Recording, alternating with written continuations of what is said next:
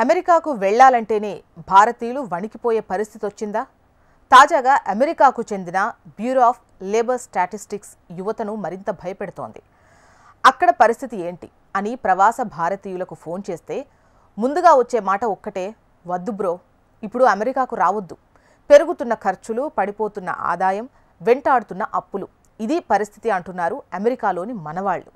కేవలం 6 నెలల కాలంలోనే లేబర్ మార్కెట్ నేలబారుకు చేరిందని చెబుతున్నారు. ఐటీ సెక్టార్లో ఇప్పుడేం జరుగుతుందో తెలియని పరిస్థితి ఉందట. చదువు కోసం వెళ్లిన విద్యార్థులను ఈ పరిస్థితులు మరింత ఇబ్బందులకు గురిచేస్తున్నాయి. కొత్తగా యుఎస్ వెళ్లాలనుకునే వాళ్లు పునరాలోచించుకోవాలి అంటున్నాయి. అమెరికాలో నిరుద్యోగ లెక్కలను అక్కడి అధికార సంస్థ బ్యూరో ఆఫ్ లేబర్ వెల్లడిస్తోంది. జూలై 19వ తేదీ నాటికి అమెరికాలో నిరుద్యోగ జాబితా వచ్చేసి 2.21 లక్షల మంది నమోదు చేసుకున్నారు. అదే ఆగస్టు 30 నాటికి ఈ సంఖ్య 23.7 లక్షలకు పెరిగింది. నిరుద్యోగుల సంఖ్య సగటున వారానికి 8,000 చొప్పున పెరుగుతోందని బీఎస్ఎస్ తెలిపింది. గడిచిన 6 వారాల్లో ఐటీ సెక్టార్లోనే దాదాపు 5.8 లక్షల మందిని ఉద్యోగాల నుంచి తొలగించారు. ఈ రంగం కొత్తగా సృష్టించిన ఉద్యోగాలు 50,200 మాత్రమే. ముఖ్యంగా ఆగస్టు నెలలో 1.8 లక్షల ఉద్యోగాలు ఊడిపోయినట్టు జాబ్లెస్ డేటా తెలిపింది. యుఎస్ జాబ్ మార్కెట్లో ఈ పరిస్థితి 5 ఏళ్ల క్రితం కూడా లేదట. అమెరికా కొన్ని దేశాలకు లేబర్ వీసాలు జారీ చేస్తుంది.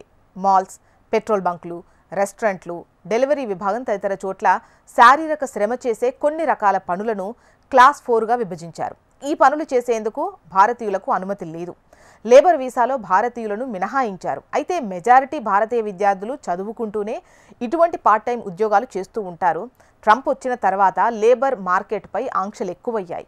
పార్ట్ టైం ఉద్యోగాలు చేసేవారిపై నిఘా పెట్టి వారి డేటాను సేకరిస్తున్నారు. దీంతో విద్యార్థులు ఈ పనులు చేసేందుకు భయపడుతున్నారు. ఫలితంగా చాలా రెస్టారెంట్లు పూర్తి స్థాయిలో నడవడం లేదని లేబర్ మార్కెట్ వర్గాలు చెబుతున్నాయి. కొన్ని నెలలుగా రెస్టారెంట్లు, డెలివరీ, మాల్స్ల్లో రోబోటిక్ సర్వీసెస్ విధానాలు వస్తున్నాయి. పూర్తి యాంత్రీకరణ దిశగా ఇప్పటికే కొన్ని సంస్థలు వెళ్లిపోతున్నాయి. ఫలితంగా లేబర్ పనులకు అవకాశం ఉన్నవారికి ఉద్యోగాలు ఊడిపోతున్నాయి.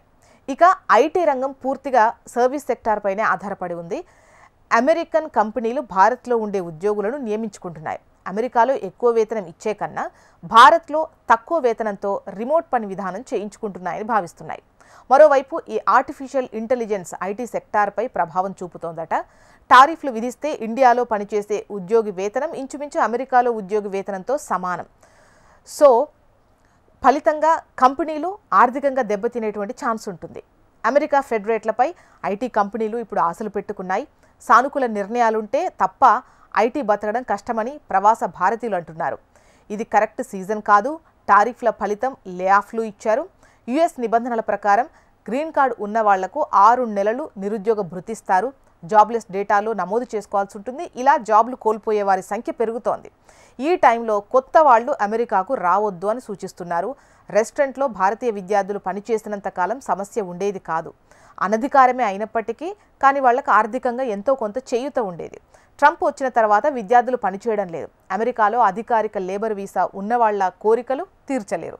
దీంతో రోబోటిక్ వైపు వెళ్తున్నారు. ఇక భవిష్యత్తులో లేబర్ మార్కెట్ స్వరూపం పూర్తిగా మారుతుందట.